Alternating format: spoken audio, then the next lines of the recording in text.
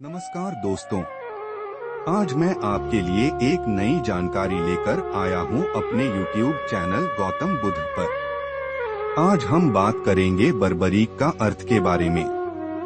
बर्बरीक एक महान योद्धा थे जिनका नाम महाभारत के इतिहास में वीरता और बलिदान के प्रतीक के रूप में जुड़ा हुआ है। उनका शाब्दिक अर्थ है दृढ़ या मजबूत। उन्होंने धर्म की रक्षा के लिए अपना अद्वितीय बलिदान दिया, जिससे उन्हें अमरता प्राप्त हुई। आइए इस महान योद्धा की प्रेरणादायक कहानी को विस्तार से जानते हैं।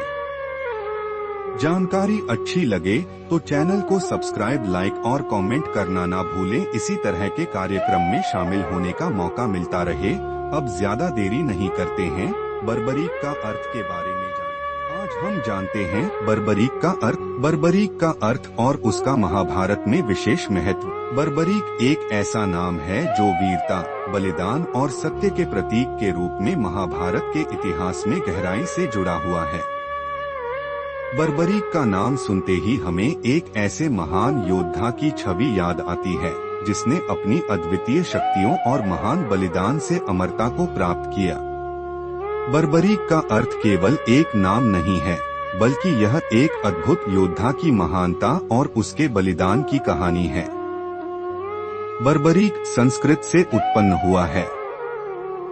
इस शब्द का शाब्दिक अर्थ है दृढ़ या मजबूत। यह नाम उन लोगों के लिए उपयुक्त है जो न केवल शारीरिक रूप से मजबूत होते हैं, बल्कि मानसिक और आध्यात्मिक रूप से भी अडिग होते हैं।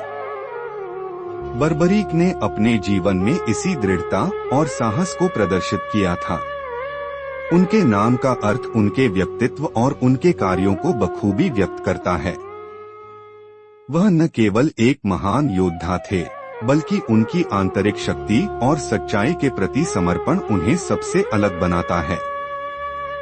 बर्बरीक का महाभारत में एक बहुत ही महत्वपूर्ण स्थान है। वे घटोत्कच और नागकन्या मोरबी के पुत्र थे।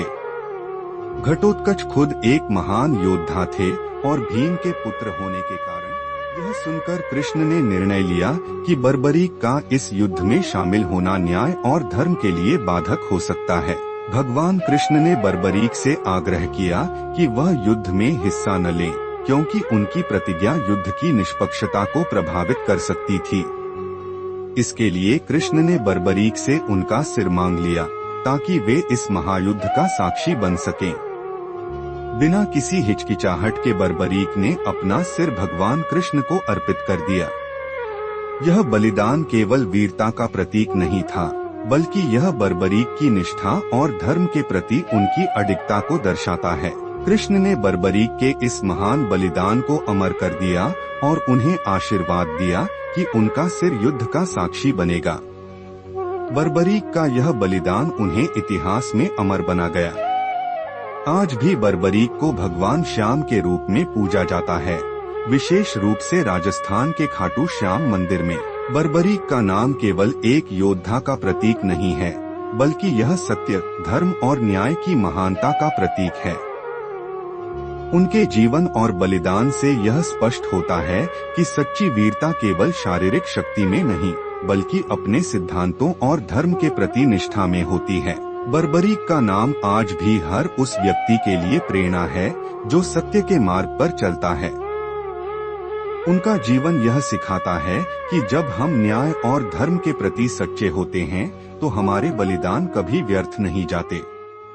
उनका नाम और उनके कार्य हमें यह याद दिलाते हैं कि धर्म की रक्षा के लिए अपनी शक्ति और जीवन का सही उपयोग ही सच्ची वीरता है।